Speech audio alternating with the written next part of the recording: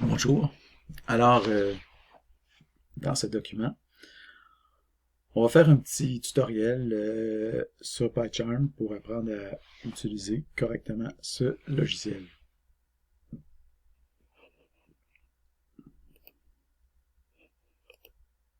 Donc, voici les différentes sections qu'on va avoir à créer. Là, j'avoue que j'ai pas été...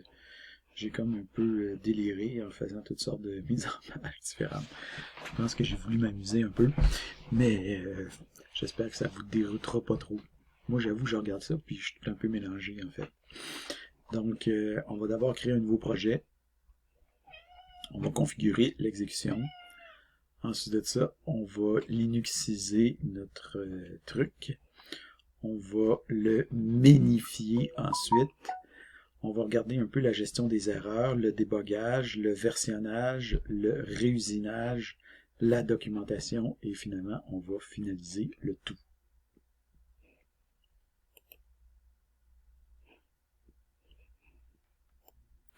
Donc, création d'un nouveau projet. Alors, on va créer à partir de zéro un projet PyCharm simple, on s'entend, pour expliquer les bases du PyCharm. Donc, la première chose à faire, c'est de lancer PyCharm pour accéder à l'écran d'accueil que vous voyez ici. Et si jamais vous avez un projet PyCharm qui est déjà ouvert, ce que vous pouvez faire, c'est que vous pouvez faire Close Project et vous allez revenir à ce moment-là à votre écran d'accueil.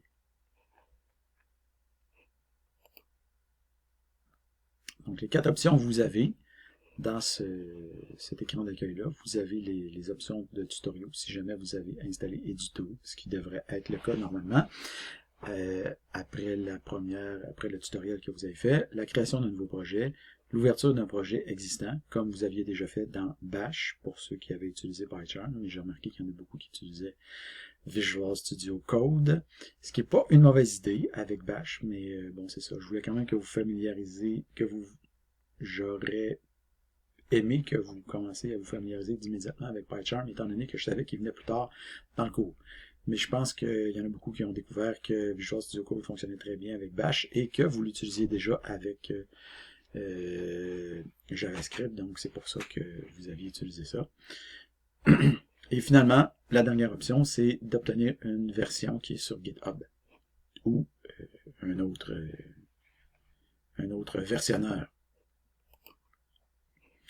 Donc, nous, ce qu'on va faire, c'est qu'on va créer un nouveau projet. Et ensuite de ça, il faut lui donner un emplacement. Donc, généralement, ici où c'est écrit location, ok, c'est faut indiquer un nouveau dossier pour le projet. Donc, lui, par défaut, il vous met ça dans les PyCharm projects qui sont situés dans votre dossier personnel sur Windows. Donc, vous voyez ici, c'est écrit Untitled, mais vous avez juste à y donner un nom à votre truc. Et vous avez aussi un autre truc important, c'est l'interpréteur que vous allez utiliser. Donc, il faut que vous sélectionniez un interpréteur pour votre projet. Donc, le plus simple, au lieu de créer un environnement virtuel, ici, vous pouvez créer des environnements virtuels. Moi, personnellement, c'est ça, je préfère ne pas utiliser d'environnement virtuel dans des programmes, des projets plus gros et tout ça. Oui, il faut avoir des environnements virtuels, mais bon. Allons plus simple, prenons directement un interpréteur. Donc, choisissez l'interpréteur qui est situé sur votre machine. Normalement, vous devriez avoir accès immédiatement ici à l'interpréteur Python 3.8. Donc, la localisation de votre projet, vous allez l'appeler Bonjour Python. Et l'interpréteur, vous allez choisir, en cliquant ici sur le petit triangle, vous allez choisir Python 3.8. Si jamais le choix n'est pas disponible, il faut cliquer sur les trois petits points au bout, ici, comme on explique à la prochaine diapo. Donc, si jamais vous avez besoin d'ajouter un interpréteur, donc vous allez vous cliquer sur les trois petits points, ça va être écrit Add Python Interpreter, et vous allez sélectionner ici System Interpreter, puis dans la zone, ici, vous allez cliquer sur les trois petits points et vous allez sélectionner le chemin complet d'interpréteur à utiliser. Donc, pour savoir où se situe votre interpréteur, ben, vous pouvez faire Where Python. Puis si vous faites Where Python, vous allez voir Python 3. Ben, dans mon cas, je vais avoir le Python 3.8, python.exe, mais ça se pourrait aussi qu'il y ait d'autres endroits où il soit localisé. Et à ce moment-là, vous pouvez sélectionner cet endroit-là pour l'indiquer où il va être utilisé. Donc, moi, mon interpréteur ici, en fait, je me rends compte ici que c'est le 3.7, mais c'est peut-être que j'ai fait cet exercice-là avant, puis que ça, je l'ai fait la saisie après, donc ça ne correspond pas tout à fait entre les deux. Donc, il ne faut pas que vous vous formalisiez avec ça, mais disons que vous avez juste à sélectionner le bon, et c'est ça, ça va bien aller par après.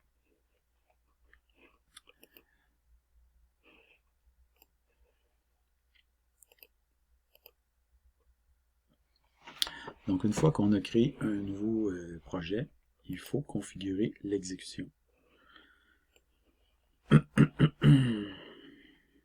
Donc, une fois que vous avez, c'est ça, tout va être vide, puis PyCharm, d'une certaine façon, attend vos instructions. Donc, vous avez ici un dossier vide. Donc, la première chose à faire, c'est de créer, vous cliquez du droit sur le dossier en question, vous faites New, Python File, et New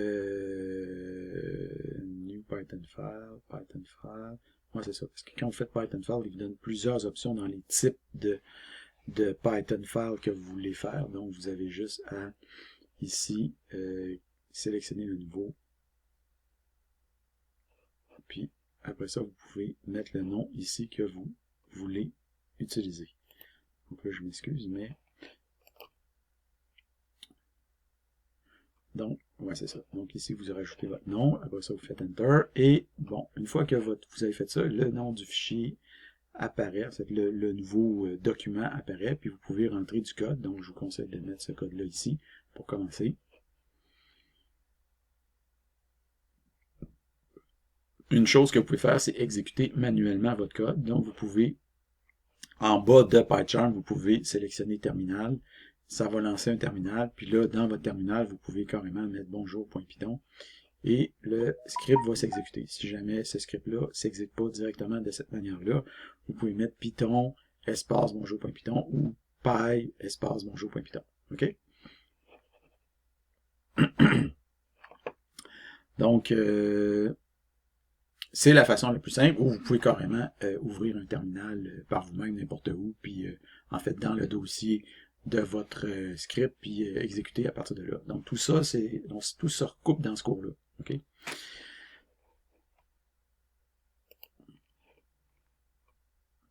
Il existe aussi, on peut aussi demander à, dans PyCharm, on peut aussi le configurer pour qu'il puisse exécuter notre script directement sans avoir à aller dans la ligne de commande. Okay. Donc, pour pouvoir l'exécuter automatiquement, il faut configurer ce qu'on appelle un environnement d'exécution. Donc, effectivement, si vous dites que ça a l'air un peu fastidieux, ben oui, c'est un peu fastidieux. Donc, en haut à droite, ce que vous pouvez faire de PyCharm, vous pouvez faire Add Configuration. Et une fois que vous faites Add Configuration, vous sélectionnez ici le petit plus, puis vous faites Add New Configuration. Et la nouvelle configuration, vous sélectionnez Python.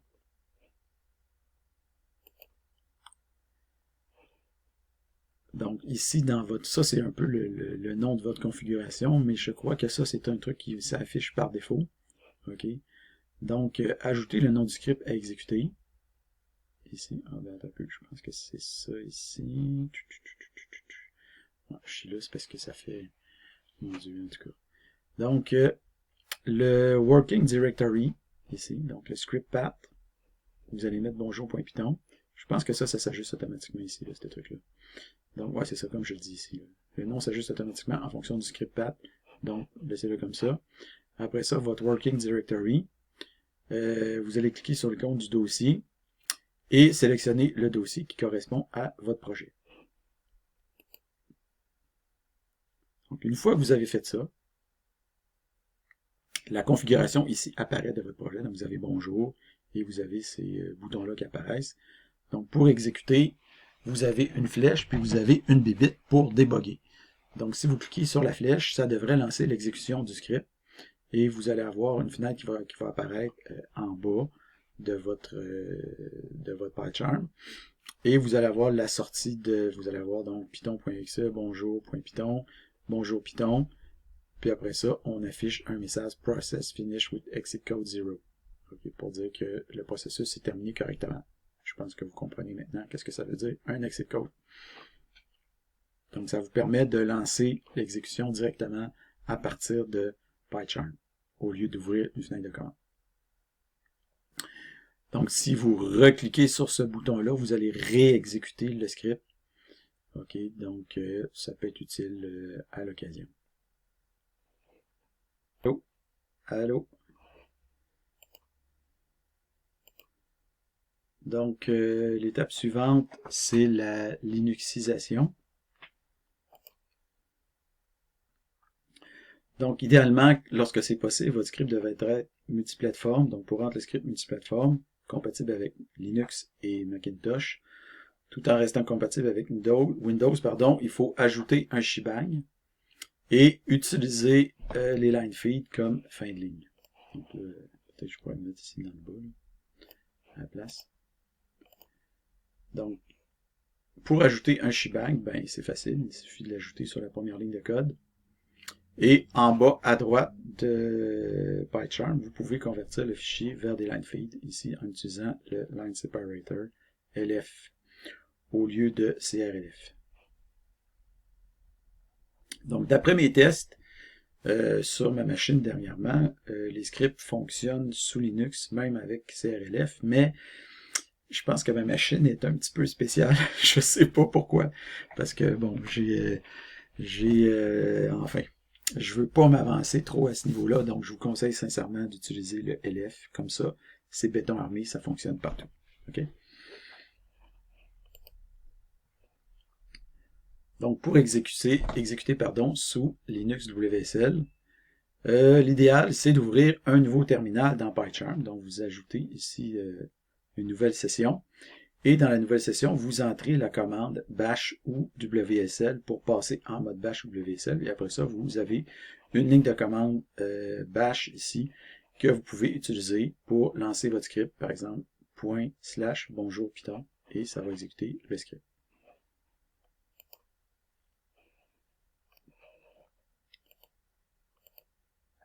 Bon, pour ce qui est de la magnification de votre script,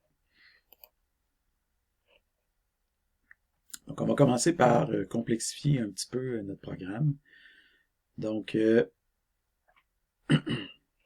on va rajouter quelques lignes. Donc, on va d'abord faire un import time ici pour importer un objet temps. En fait, pas l'objet, mais le module temps. On va faire notre print toujours. Après ça, on va afficher notre nom. Donc, c'est votre nom que vous allez mettre à la place du mien dans votre script.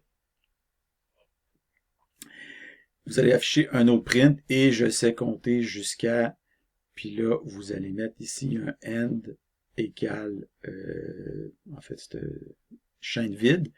Vous allez mettre un flush égale true.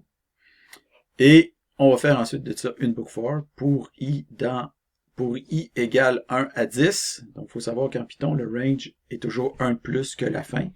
Donc, eux autres, ils trouvent que c'est bien intelligent de fonctionner comme ça. Moi, je ne sais pas trop, en fait, je trouve ça un peu étrange, mais en Python, c'est tout le temps comme ça. Donc, dans le range de 1 à 11, c'est le range de 1 à 10, OK? Donc, pour i égale 1 à 10, c'est ça que ça veut dire, cette patente-là. On va faire un petit sleep de 0,25 secondes, puis après ça, on va afficher i avec un espace après la valeur de i, et le end toujours chaîne vide et le flush toujours égal true. Et à la toute fin, on va faire un print.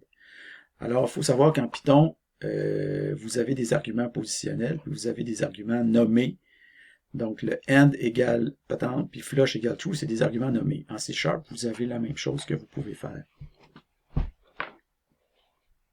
Donc, le end, c'est le caractère de fin de ligne. Fait qu'en fait, ça ici, si vous ne mettez pas le end égale chaîne vide, si vous mettez n égale chaîne vide, c'est comme si vous faites un write en C#, puis si vous ne mettez pas le end égale chaîne vide, c'est comme si vous faites un write line en C#, OK? Mais c'est la même, en Python, c'est tout le temps print que vous utilisez, Mais si vous faites n égale chaîne vide, c'est comme si vous faites juste un write, puis vous affichez pas une fin de ligne à la fin. Flush égale true, c'est pour être sûr que la sortie est directement envoyée à la console, puis il n'y a pas du tamponnage, ou si vous voulez, du buffering qui rentre là-dedans. OK? Bon, je vous épargne les détails, mais disons qu'il faut absolument faire ça pour que le programme se comporte comme on voudrait qu'il se comporte.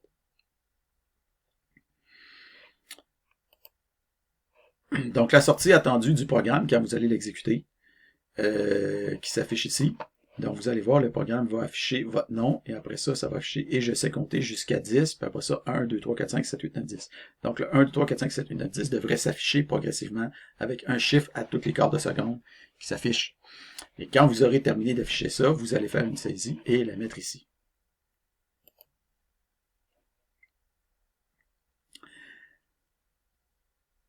Un script Python n'a pas besoin d'une fonction main pour pouvoir s'exécuter. Malgré tout, c'est considéré comme une bonne pratique en Python de créer une telle fonction pour bien comprendre où se situe la section principale de votre programme.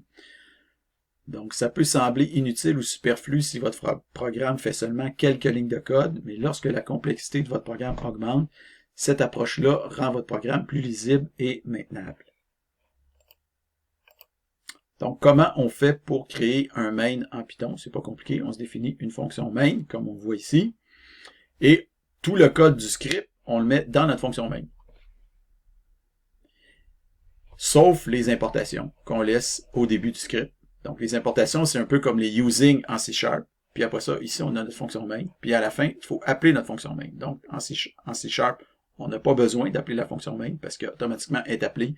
Mais en Python, il n'y a rien qui dit que la fonction main est une fonction différente des autres, donc il faut carrément appeler cette fonction-là dans notre script à la fin du script pour que la fonction main soit exécutée.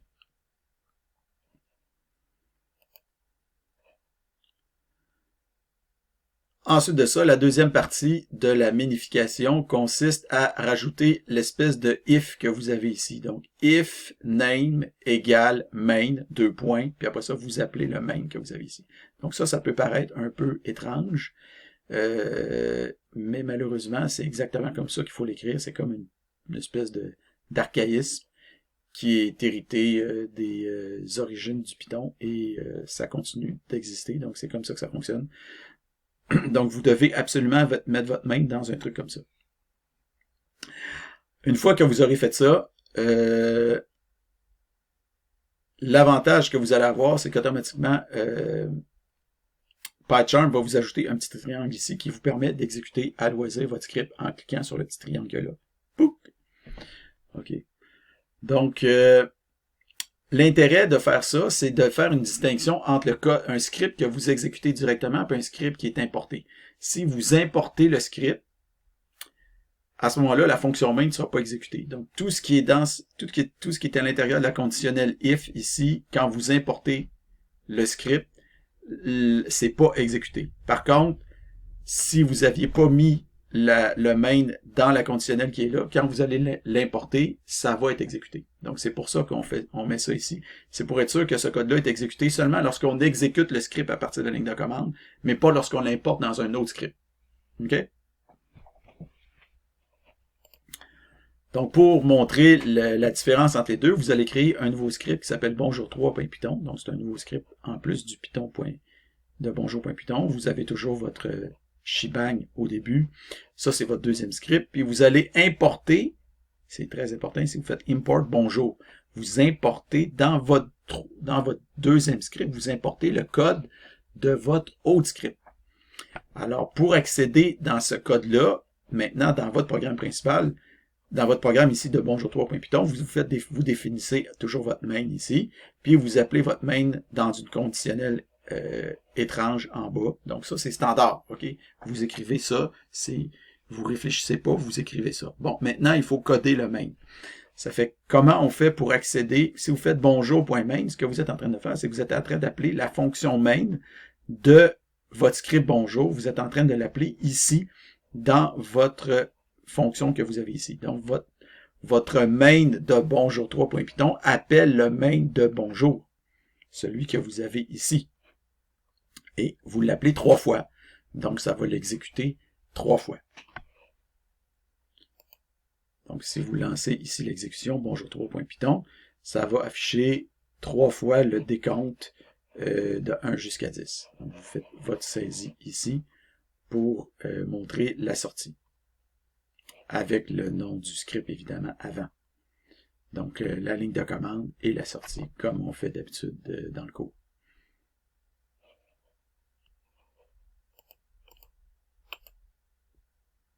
Alors, la gestion des erreurs maintenant.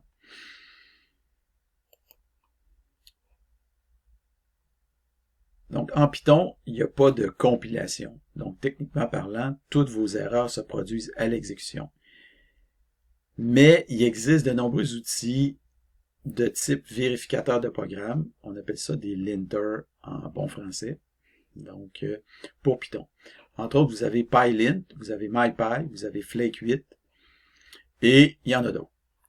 Et un développeur Python, en fait, sérieux de nos jours, ne saurait se passer de ces outils-là. Donc, si vous avez fait du JavaScript, je présume que en JavaScript, peut-être, enfin, avec... ben en tout cas, ça ne veut pas dire que vous faites du JavaScript, parce que là, il y a des gens qui sont pas nécessairement en JavaScript, mais bon, quand vous faites du JavaScript, ou quand vous faites du PHP, ou quand vous faites des trucs comme ça, vous allez aussi utiliser des validateurs du même genre. Okay? Et ça donne que PyCharm est lui-même un puissant outil de validation pour Python, qui en réalité est basé sur d'autres outils de ligne de commande. Donc, c'est lui qu'on va utiliser carrément pour faire notre validation de code. Donc, lorsque tout va bien avec votre script, puis que PyCharm identifie aucun problème, qu'est-ce qui va se passer?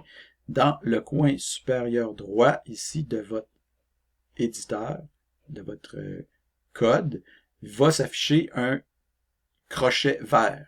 Donc, le crochet vert veut dire tout va bien. OK.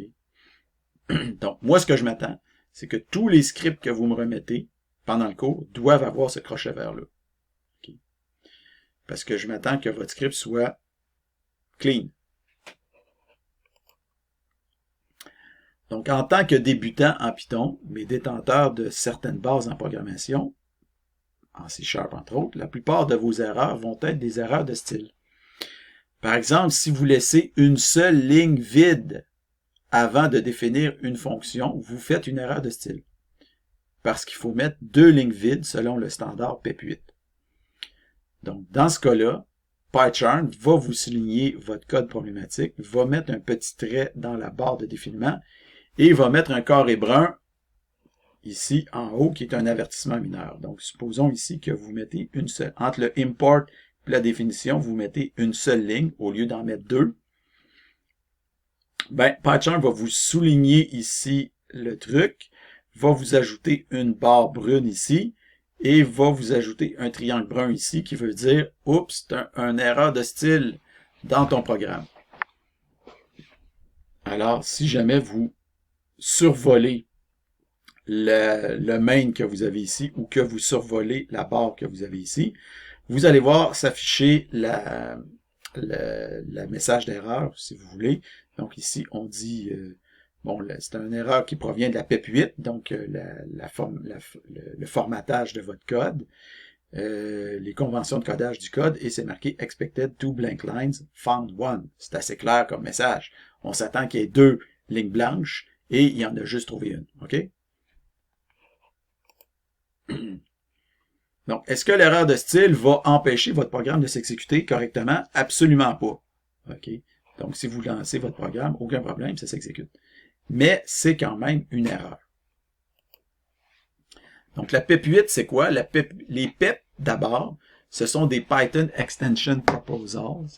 Donc, il y a plusieurs PEP. OK, je ne sais pas où ils sont rendus, mais il y a énormément de PEP. Et l'une d'entre elles, c'est la PEP8, qui énonce les lignes directrices de convention de codage du Python. Donc, rien ne vous oblige en fait à adhérer à ce truc-là si vous codez par vous-même, etc. Mais c'est toujours bon d'adopter une convention de codage. Et à défaut d'un meilleur choix, je vous suggère de prendre, en fait, je vous enjoins ou je vous convie à adopter la PEP8 dans le cours. Et cette PEP8-là, en fait, est largement utilisée et suivie par les développeurs Python en général. Donc, c'est ça qu'on va suivre dans le cours. Puis, PyCharm, disons, gère ces trucs-là. Donc, on va s'en remettre à la PEP8. Donc, comment on peut corriger une erreur avec PyCharm? Donc, dans certains cas, PyCharm va vous proposer un moyen, donc généralement rapide, de corriger l'erreur. Par exemple, ici, c'est marqué Expected two blank lines found one. Vous avez juste à cliquer sur Reformat File, puis il va vous reformater votre fichier pour respecter ce qui est demandé. Donc, vous le faites. Ensuite de ça, un autre type d'erreur assez courant, c'est les erreurs d'orthographe. C'est aussi erreurs typographiques ou, plus simplement, typo ou typo. Okay.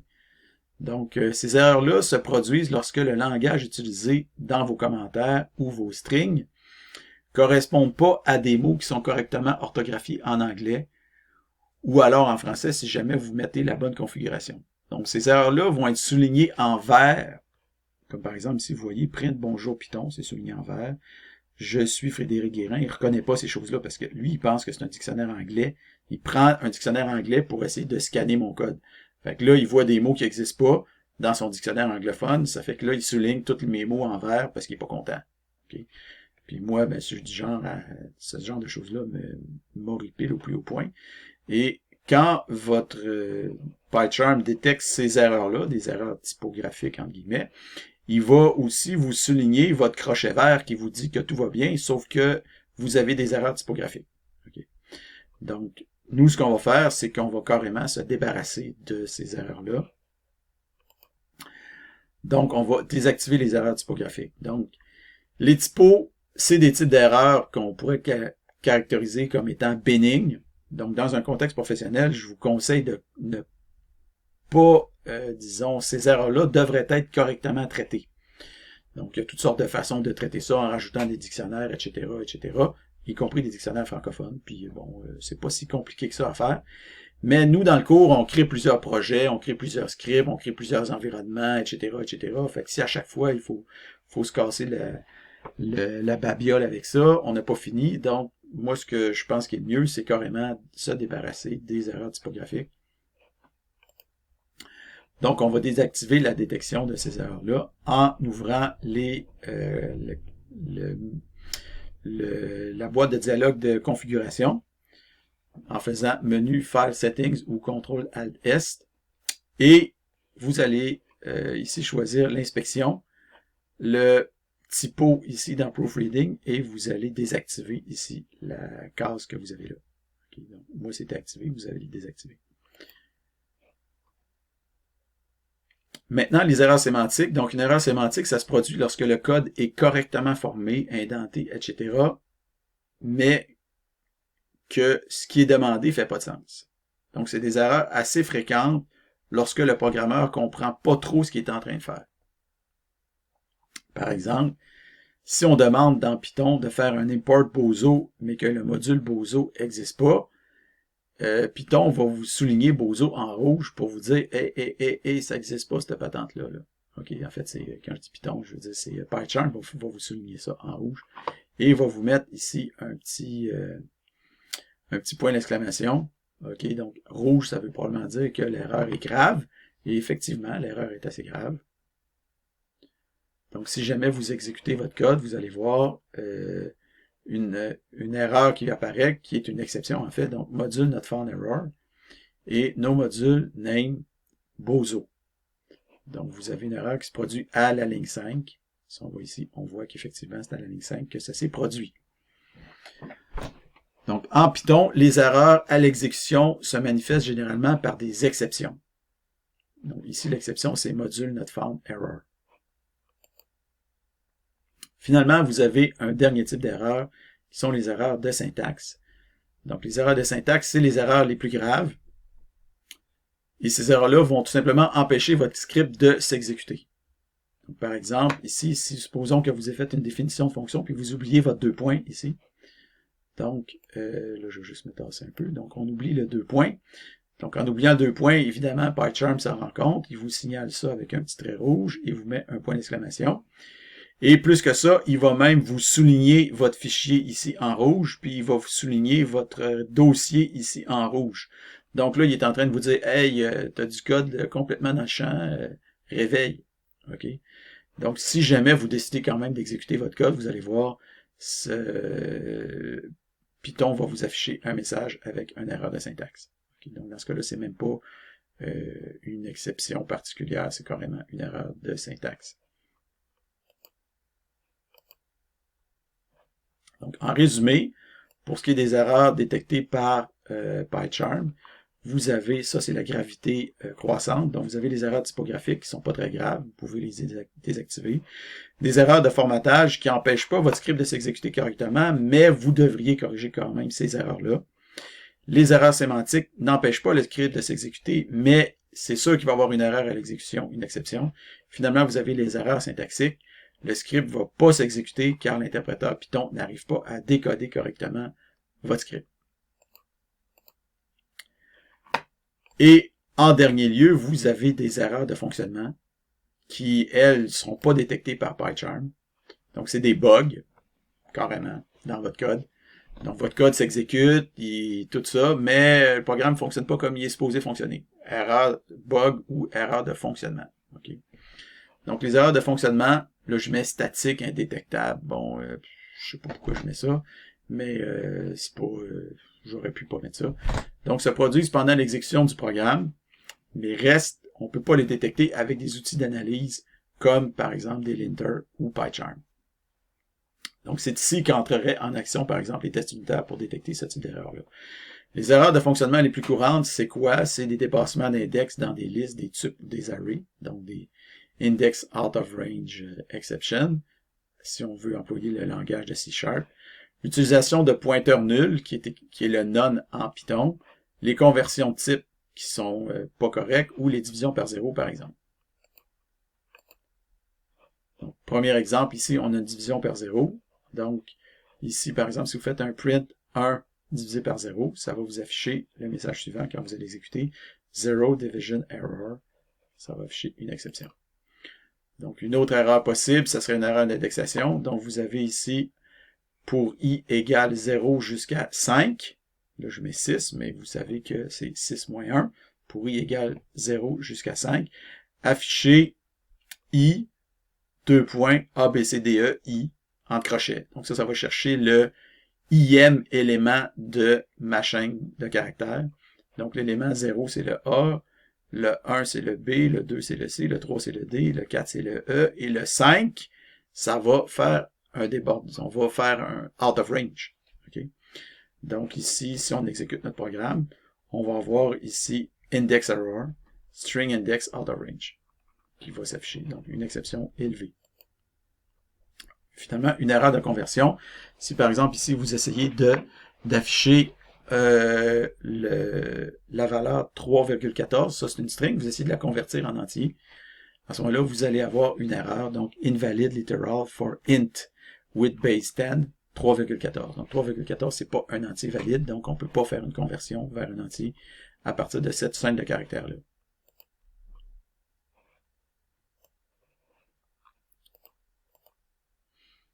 On va aborder maintenant le débogage.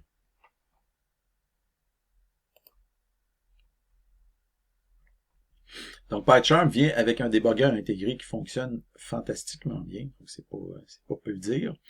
Donc, dans la colonne de droite de votre script ici que vous avez créé, le bonjour3.python, vous allez rajouter un point d'arrêt à la ligne 14. Donc, vous avez l'appel à la fonction main. Okay. Donc, point d'arrêt ou breakpoint. Ensuite de ça, vous allez pouvoir lancer le débogage. Donc, il y a plusieurs façons de faire ça. Une première façon, ça serait ici de cliquer sur le petit point que vous avez là et de sélectionner Debug. Une autre façon, ouais, en fait, dans ce cas-là, si on veut déboguer spécifiquement Bonjour 3, c'est la façon de faire parce que si jamais vous cliquez en haut à droite de votre fenêtre, ça va être bonjour.python que vous allez exécuter, vous allez déboguer et non pas bonjour3.python. Donc, quand vous lancez l'exécution en mode debug, automatiquement, votre script va s'arrêter au point d'arrêt à la ligne 14. Donc, il va aussi avoir une zone de débogage qui va apparaître en bas à gauche de votre fenêtre. Et vous avez différents boutons pour contrôler l'exécution ici. Donc, entre autres, vous avez le carré ici pour arrêter le débogage. Et vous avez ici les fameux boutons pour exécuter pas à pas le script. Donc, vous avez justement le step over, step into, step out. Donc, vous avez le show execution point, je pense que c'est celui-là, le step over, le step into. Le step into my code, c'est parce que des fois, votre code, vous appelez une fonction externe qui, elle, va rappeler une de vos fonctions. Donc, ça permet de cibler votre code spécifiquement. Après ça, vous avez step out et vous avez run to curseur, okay, pour exécuter jusqu'à l'emplacement de votre curseur. Donc là, vous allez utiliser step over pour, en fait, excusez, vous faites un step into. Ensuite de ça, vous allez faire un step over. Donc, en faisant un... Bon, c'est ça. Ouais, en faisant un step into, vous allez vous ramasser dans main, puis après ça, vous allez vous ramasser ici, puis en faisant un step over, vous allez vous ramasser ici dans la fonction bonjour main. Et au moment où tout ça se produit, vous allez voir le code s'afficher dans la sortie ici. Pas le code, mais vous allez voir l'exécution du programme se faire. Donc, ensuite, ce que vous allez faire le nécessaire pour afficher la sortie d'écran suivante. Donc, 1, 2, 3, 4, ça c'est la première sortie. Puis, vous arrangez pour afficher 1, 2, 3, 4, 5, mais il faut que ça arrête là. Okay? Donc, avec ce que vous avez vu précédemment, vous devriez être en mesure de vous rendre jusque-là. Et une fois que vous faites ça, vous allez aller ici dans l'inspection des variables et vous allez modifier la valeur i pour l'emplacement 6. Vous allez faire un set value et vous allez la modifier pour 99. Donc en fait, vous modifiez votre i pour la valeur 99, tout simplement. Et qu'est-ce qui va se passer quand vous allez continuer à exécuter votre programme? Vous allez voir qu'au lieu d'afficher 6, ça va afficher 99. Puis après ça, vous allez continuer l'exécution, ça va retourner à 7, 8, 9, 10. Okay, donc vous obtenez cet affichage-là. Évidemment, sans le carré rouge autour. C'est juste pour attirer votre attention sur le fait que vous devriez obtenir 99 ici. Et vous me faites une saisie avec votre 99, 7, 8, 9, 10. Donc, vous pouvez ensuite faire Resume Program pour laisser le programme filer jusqu'à la fin ou jusqu'au prochain point d'arrêt. Et dans ce cas-là, le programme va filer jusqu'à la fin. Si jamais vous voulez redémarrer le débogage, vous pouvez faire ici un Rerun. Ou alors, vous avez aussi la possibilité d'utiliser ce truc-là.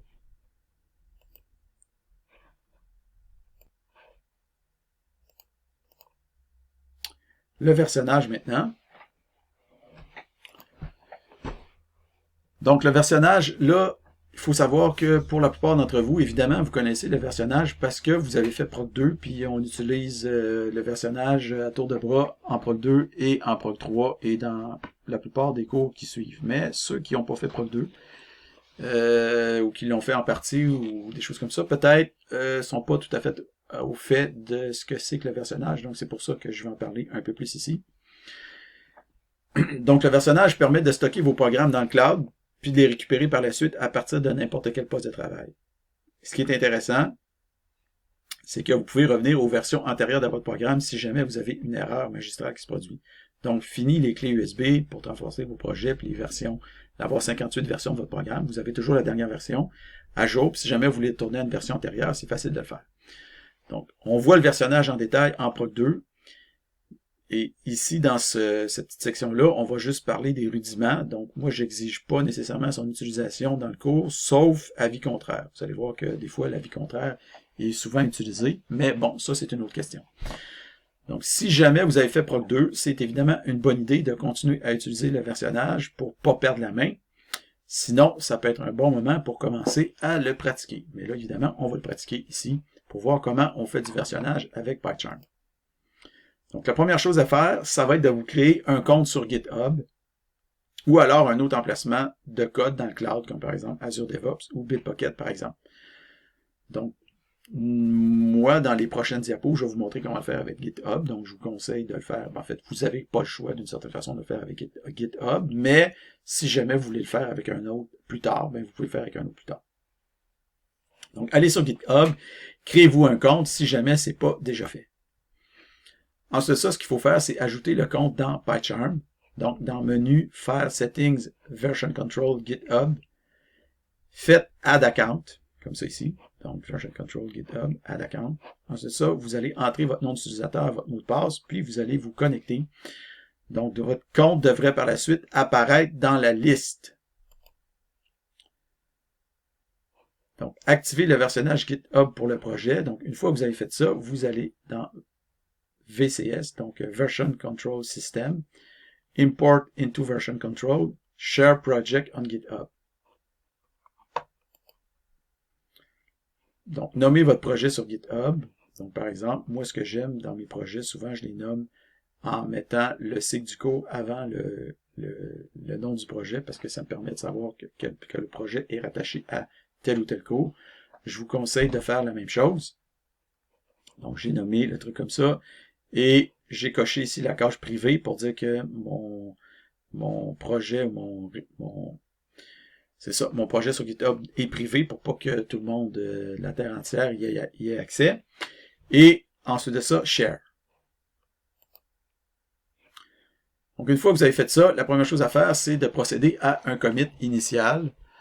Donc, laissez toutes les cases cochées pour ajouter tous les fichiers à la gestion du code source. Donc, je pense que là, la façon que je dis ça, c'est comme si le commit allait se faire automatiquement. Donc, j'ai l'impression que c'est ça qui se passe, parce que là, c'est pas tout à fait... C'est un peu nébuleux dans ma tête, là. Ça fait un certain temps déjà que j'ai fait ce truc-là, puis là, il faut comme que je fasse en fait, il faut que je fasse la narration du PowerPoint. Donc, vous allez rentrer ici votre commit message. Donc, mon premier commit avec PyCharm, vous allez faire add, ça va ajouter un truc, et ensuite de ça, vous allez voir un message, vous allez faire add, et un message ici va apparaître successfully shared project on GitHub. Donc, c'est pour expliquer que vous avez réussi à envoyer votre projet sur GitHub. Donc là, on va faire un petit changement. Donc, on va effectuer un petit changement dans le code. On va remplacer ici les lignes 10, 11, 12. On va s'arranger pour remplacer en fait le 10 que vous aviez ici, puis le 10 que vous aviez ici, par un n égale 10. Et vous voyez ici apparaître en gris une zone pour indiquer qu'il y a eu des changements en fait dans votre code. Si jamais vous décidez de survoler cette zone-là avec la main, ou en fait de cliquer, c'est-à-dire sur la zone, vous allez voir apparaître les changements ici directement pour montrer qu'est-ce qui a changé entre avant et après. Une autre façon d'observer ces différences-là, c'est de cliquer ici sur les doubles flèches en sens contraire, qui s'est marqué Show Diff. Fait que ça va vous afficher un diff ou un différentiel entre les deux, la version courante et la version versionnée de votre code. Donc, vous allez voir ici la version versionnée à gauche et la version, donc c'est marqué Base Revision, et la version courante à droite. On voit la différence entre les deux. Donc, une fois qu'on a fait la modification, on peut faire un commit, mais avant de faire un commit, on va s'assurer que notre script fonctionne encore correctement. Donc, vous allez ici exécuter votre script pour vérifier que ça fonctionne.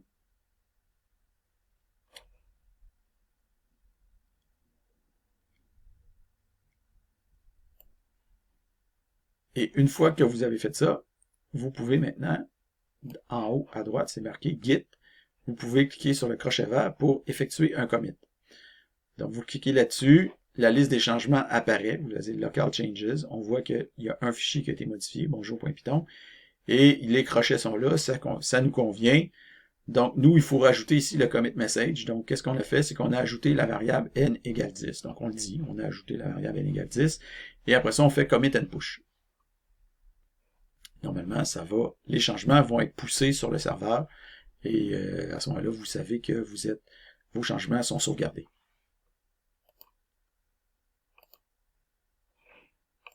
Donc, maintenant, pour ce qui est de l'historique, donc pour afficher l'historique des commits, vous allez cliquer en bas sur l'onglet Git, ici.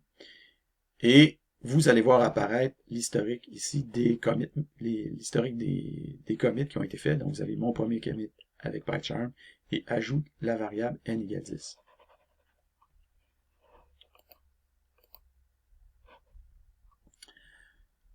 Ensuite de ça, vous avez une possibilité. Donc, supposons que vous sélectionnez votre dernier commit ici. Vous cliquez du bouton droit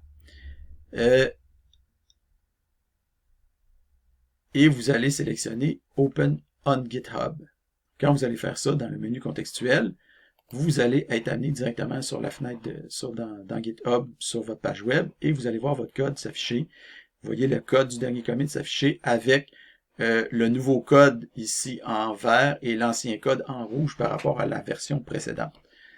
Donc, on voit ici 3 lignes ajoutées, 2 lignes supprimées, donc 5 modifications en quelque sorte. Et vous avez votre numéro de commit ici qui apparaît.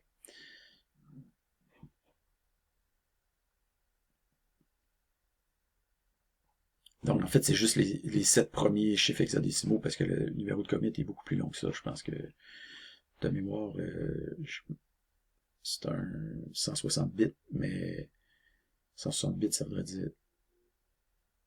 C'est ça, 160 bits? Ouais, je pense que c'est ça. Donc, 160 bits, c'est par 4. Donc, 15 plus 25, enfin, c'est ça, 40 bits, 40 chiffres hexadécimaux, enfin. Donc, votre saisie, donc vous saisissez votre commit sur GitHub, comme ici, Donc voilà. Donc, on va s'en tenir à ça pour le moment en ce qui concerne l'utilisation de Git dans GitHub et dans PyCharm. Donc, par la suite, continuez à faire régulièrement des commits à chaque fois que vous apportez une modification significative à votre code. En fait, moi, ce que je vous suggère, c'est dans mes exercices que je donne, à chaque fois que vous changez de section, vous avez fini quelque chose, une partie d'exercice, vous faites un commit. Okay.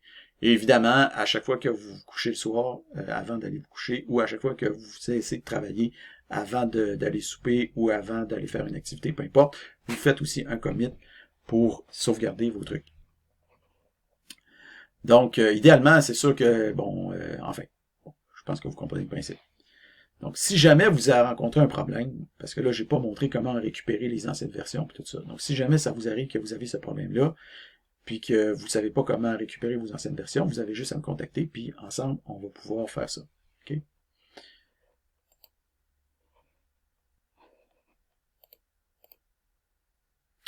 Donc, le réusinage, qu'on appelle aussi refactoring. Donc, un réusinage ou un refactoring, c'est une modification qui est apportée à votre code pour le rendre plus propre, plus maintenable, plus général, plus esthétique, mais qui en fait change absolument rien dans son comportement. Donc, il n'y a pas de nouvelles fonctionnalités qui sont ajoutées avec ça. C'est juste modifier le code pour le rendre plus clean. Donc, les bons IDE comme PyCharm ou Visual Studio vont vous permettre de procéder à des réusinages automatiquement de manière à vous faciliter la vie. Donc, une des caractéristiques principales d'un code bien construit, c'est sa modularité. Donc, un code modulaire, c'est un code qui est découpé en modules, c'est-à-dire en unités de code ayant une certaine cohésion, une certaine autonomie propre. En Python, comme dans la plupart des autres langages utilisés de nos jours, la modularité se manifeste à 3 niveaux. Vous avez une modularité au niveau des fichiers, vous avez une modularité au niveau des classes et des objets, et vous avez une modularité au niveau des fonctions.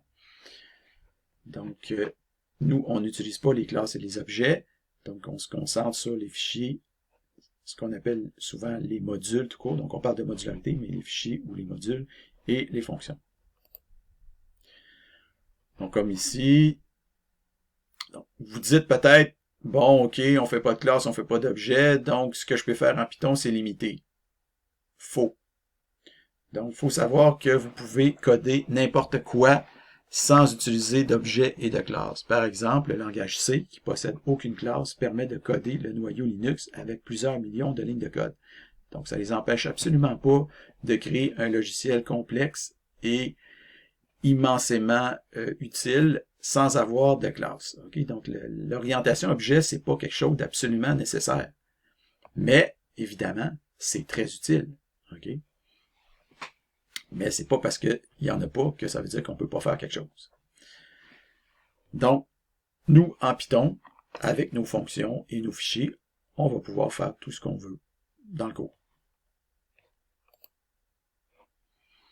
Donc, parmi les réusinages les plus fréquents, on va retrouver le renommage, par exemple, pour une variable ou une fonction, pour rendre le code plus clair, par exemple, ou encore l'extraction de code dans sa propre fonction pour modulariser le code davantage. Par exemple, pour renommer, si par exemple vous sélectionnez la variable n dans votre code, vous faites menu refactor rename, puis vous modifiez le nom pour limite sup, PyCharm va modifier le nom partout en même temps. Donc, il va modifier ici, puis il va le modifier ici, puis il va le modifier là. Si maintenant vous décidez d'extraire une fonction, par exemple, vous décidez que ici le print, toute cette affaire-là, c'est comme un truc qui devrait être mis dans sa propre fonction, vous pouvez le sélectionner, et après ça, vous faites menu refactor extract méthode, et Python va vous extraire, va essayer de vous extraire ce code-là dans sa propre méthode.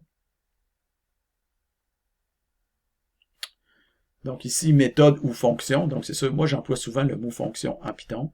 PyCharm utilise le mot méthode parce que les gens qui font du Python puis qui codent en orienté-objet, les fonctions on appelle ça des méthodes, mais bon, vous comprenez que fonction puis méthode, là, c'est blanc, bonnet puis bonnet blanc. OK? Donc le dialogue d'extraction apparaît. Donc dans le dialogue d'extraction, vous allez rentrer le nom de la méthode que vous voulez. Donc, on va l'appeler ici « compter jusqu'à ». Ici, il vous parle des paramètres. Automatiquement, il devrait vous en mettre un. Donc, vous le conservez. Et il vous propose ici une signature. Vous la voyez, « define », « compter jusqu'à », « limite sup ». C'est exactement ce que vous voulez. Et le « output variable » empty, ça veut dire qu'il n'y a rien qui sort de ça. Et vous faites « OK ». Donc, vous voyez que automatiquement, PyCharm vous a rajouté une nouvelle méthode ici en dessous. Et ici, dans main, il vous a logé un appel à la ligne 11 à votre méthode, compter jusqu'à limite supérieure. Et vous avez ici votre méthode pour compter jusqu'à la limite supérieure. Puis comme on le voit ici, la limite supérieure égale 10, compter jusqu'à la limite supérieure, on voit que la variable limite supérieure est rendue un peu superflue, puis qu'on pourrait juste mettre compter jusqu'à 10. Évidemment, on pourrait effacer ça puis mettre compter jusqu'à 10, mais pourquoi pas utiliser un refactoring ou un réusinage pour faire ça. Donc, vous allez sélectionner la variable limite sup et après ça, vous allez faire menu refactor inline, puis vous allez faire OK. Donc, inline local variable limite sup et à ce moment-là, vous allez voir que le nom de la variable disparaît et la valeur est remplacée dans compter jusqu'à.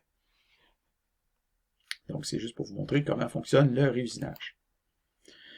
Donc, la fin d'une section, en général, dans un exercice, c'est un excellent endroit pour faire un commit. Donc, testez d'abord votre programme pour vérifier que ça fonctionne correctement.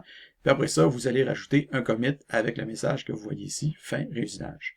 Et vous allez saisir votre historique ici, qui normalement devrait beaucoup ressembler à celui-là. Dans votre historique, je vais voir ici votre nom apparaître. Donc, pas juste ça. Donc, évidemment, je dois distinguer votre historique à vous, personnellement, pour pouvoir le distinguer des autres.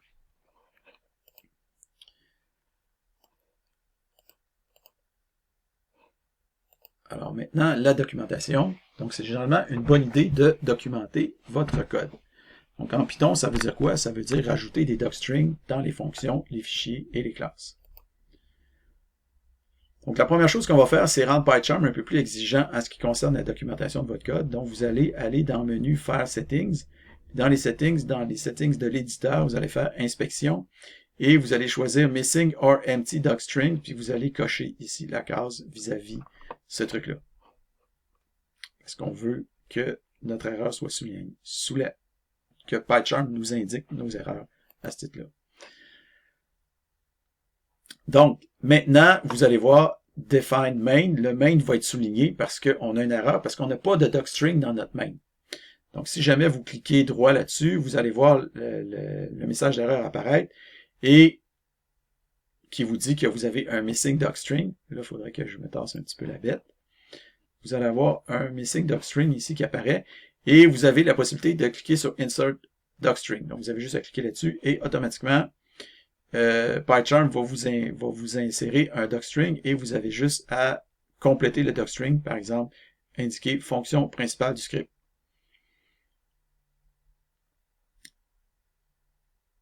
Et ensuite de ça, si vous survolez l'appel ici à la fonction main, vous allez voir, c'est marqué fonction principale du script. Donc, le docstring que vous avez ici se répercute ici.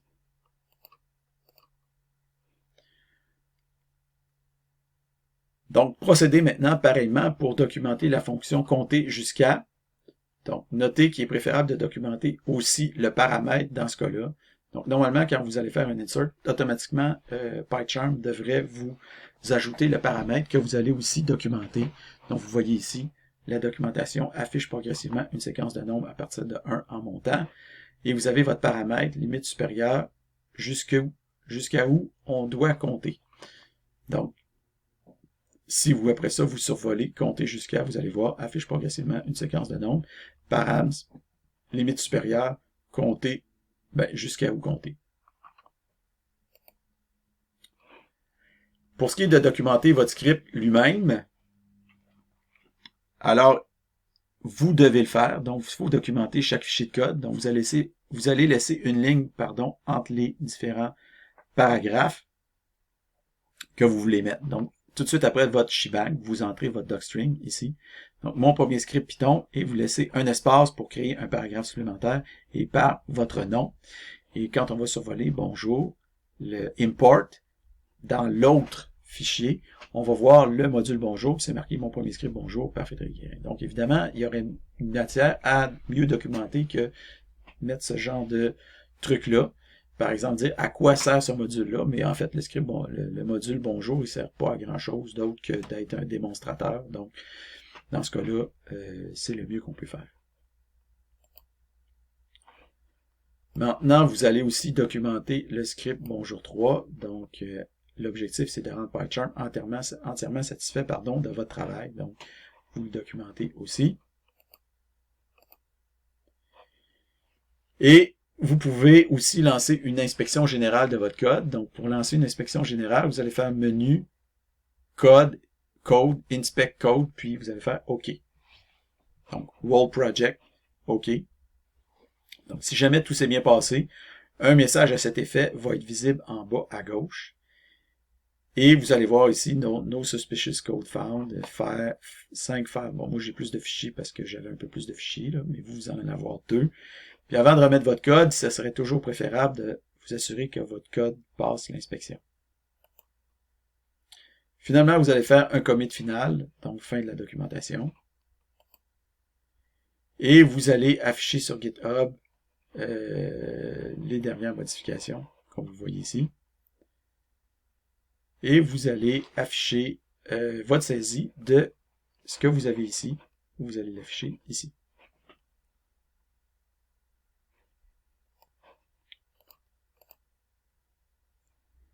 Donc, en terminant, PyCharm est un IDE très puissant pour coder en Python. On a vu comment créer un nouveau projet en Python, exécuter et créer une configuration d'exécution et de débogage, rendre le script compatible Windows, Linux et Mac, ajouter une fonction principale main, classifier, gérer et corriger certaines erreurs, déboguer, versionner sur GitHub, réusiner, documenter avec des docstrings. Donc là, je pense que vous êtes pas mal seté pour pouvoir faire des scripts en Python. Donc ici, vous avez quelques saisies principales que vous avez faites dans votre programme. Donc, vous pouvez vérifier que tout est correct. Et finalement, vous complétez la grille que vous avez ici. Donc, vous ajoutez vos points pour chacune des étapes. Et ça vous donne un total sur 10. Vous zippez votre PowerPoint ici avec votre projet PyCharm. Et vous me remettez le tout sur zippé en format 7-zip ou RAR, mais pas le format zip classique. Vous remettez le tout sur Léa avec votre note d'auto-évaluation et la durée que ça vous a pris pour faire le truc. Alors, merci beaucoup pour votre attention et votre participation.